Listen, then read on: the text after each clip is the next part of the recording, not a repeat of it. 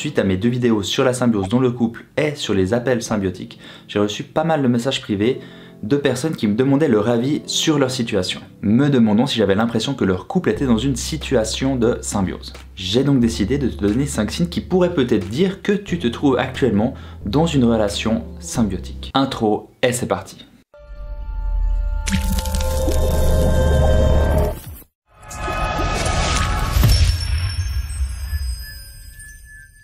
Quand on parle de symbiose dans le couple, on parle de symbiose malsaine ou non naturelle.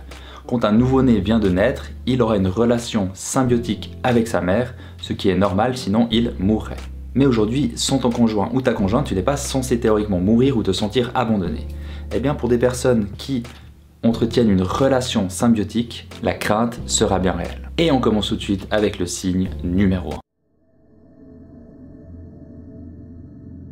Tu te sens perdu quand l'autre n'est pas là. Au début d'une relation, c'est tout à fait normal à mon sens de vouloir tout le temps être avec l'autre, d'être triste quand il n'est pas là, qu'il nous manque très rapidement. Par contre, au bout d'un certain temps, si tu ressens toujours une sorte de malaise quand l'autre n'est pas avec toi, quand l'autre te quitte juste pour un petit moment, si tu sens que tu as l'impression que tu es triste, tu as l'impression de tourner en rond, de ne pas avoir de but quand ton conjoint ou ta conjointe n'est pas avec toi, ceci peut être un des premiers signes que tu es dans une relation symbiotique. Deuxième signe, il y a certaines tâches importantes de la vie courante que tu ne sais pas faire de manière autonome. Une des caractéristiques de la symbiose, c'est de ne pas réussir à fonctionner en tant qu'individu autonome. Et ceci va se voir dans l'incapacité de réaliser certaines tâches basiques. Imaginons qu'une femme ne sache pas faire à manger et qui compte toujours sur son compagnon pour cuisiner quand il est là. Et quand ce dernier n'est pas là, cette femme sera incapable de se faire à manger et devra commander des plats pour pouvoir se nourrir. Ou alors imaginons un homme de 35 ans qui n'a jamais su faire ses impôts de sa vie, qui ne s'occupe jamais des factures et qui n'arrive pas du tout à s'en sortir avec ce domaine. Dans ces deux cas-là, ça a toujours été l'autre personne du couple qui s'occupait de ce domaine. Et donc, les deux personnes n'ont pas pu développer leurs compétences pour des tâches qui sont basiques si l'on veut vivre de manière autonome. Ce signe-là peut également te mettre la puce à l'oreille pour une potentielle symbiose. Troisième signe. Tu envoies ou reçois des invitations symbiotiques. Alors les invitations symbiotiques, donc j'ai fait une vidéo comme expliqué au début, je te mets le lien ici, c'est lorsque tu vas faire une demande pour que l'autre te prenne en charge mais sans faire clairement une demande. Par exemple, imaginons quelqu'un qui rentre dans la pièce et qui fait « Oh, il fait froid ici » et l'autre personne répond « Attends, je vais fermer la fenêtre, t'inquiète pas ». Ça peut paraître anodin comme ça et je te rassure, on en fait tous.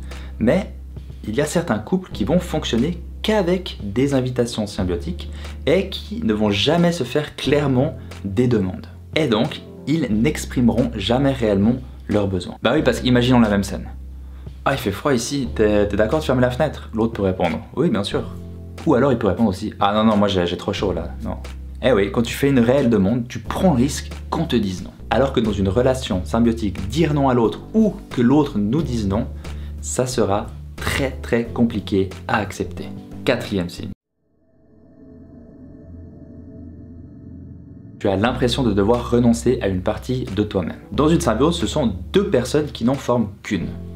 Ça veut dire que pour arriver à ça, les deux personnes vont devoir renoncer à une partie de leur personnalité pour pouvoir fusionner une seule personne. Est-ce que tu as l'impression parfois de devoir renoncer à ton côté un peu enfant et devoir être la personne qui doit rester sérieux et adulte dans ton couple? Ou au contraire, est-ce que tu as l'impression d'être le bouton train de ta relation et de ne pas pouvoir utiliser ce côté lucide, ce côté sérieux, ce côté pragmatique de ta personnalité? Car ceci casserait un certain équilibre. Ce sentiment de renoncement d'une partie de ta personnalité peut être le quatrième signe que tu es dans une relation symbiotique. Et cinquième signe,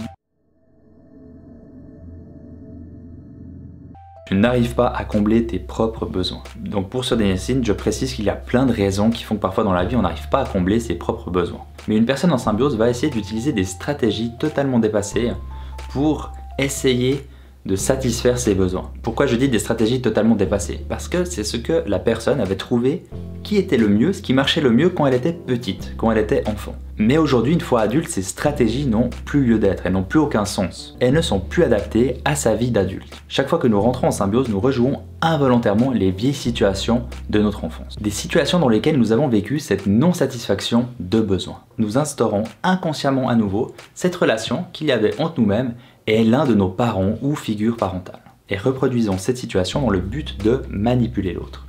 toujours de manière inconsciente bien sûr, pour au final qu'ils satisfassent le besoin qui n'a jamais été satisfait. Et tu comprendras bien que de cette manière, tu ne vas jamais réellement satisfaire tes besoins. Alors maintenant, qu'est-ce qu'on fait avec tout ça? Peut-être tu as reconnu certains signes qui font écho à ta situation. Je veux commencer par te rassurer, nous avons tous des côtés symbiotiques dans notre couple. C'est comme ça, c'est propre à l'être humain et forcément, on se met en couple avec quelqu'un qui va de toute manière un peu nous prendre en charge. Et on va faire de même. Donc, pas de panique à ce niveau-là. Pour moi, il faut commencer à se poser la question de manière un peu plus sérieuse ou de manière un peu plus soutenue lorsqu'il y a de l'anxiété à l'idée de se séparer. Lorsque l'on se retrouve dans des situations d'incapacité lorsque l'autre n'est pas là. Et surtout lorsque l'on sent que l'on ne peut pas vraiment être soi-même pleinement mais qu'on n'arrive pas à l'expliquer. Je pense que la première chose à faire si c'est possible, c'est donc discuter avec son conjoint ou sa conjointe. Vous êtes en couple, vous êtes deux et en cas de symbiose, vous êtes deux dans la situation. Questionnez l'autre pour savoir s'il ressent la même chose. Comment est-ce qu'il décrirait votre couple? Est-ce qu'il ou elle a l'impression d'avoir pleinement sa place? Est-ce qu'il ou elle pourrait vivre une semaine sans vous? Je pense que la communication est la manière la plus saine de pouvoir clarifier ce qu'il se passe. Après, si c'est un sujet qui est compliqué à aborder dans votre situation, ce qui peut tout à fait arriver, ne restez pas seul ou seul avec ça. Parlez-en à un professionnel, un psychologue, un psychiatre, un thérapeute de couple, etc. Ce sont des professionnels qui pourront vous recevoir avec vos doutes, vos incertitudes, vos craintes et pourront vous écouter. Vous faire prendre conscience de certains comportements, certains fonctionnements que vous avez mis en place et travailler avec vous sur le sujet. J'espère en tout cas que cette vidéo t'a plu et quant à moi, il ne me reste qu'à te souhaiter, comme à mon habitude, une très bonne connaissance de toi-même. À la semaine prochaine, bye bye!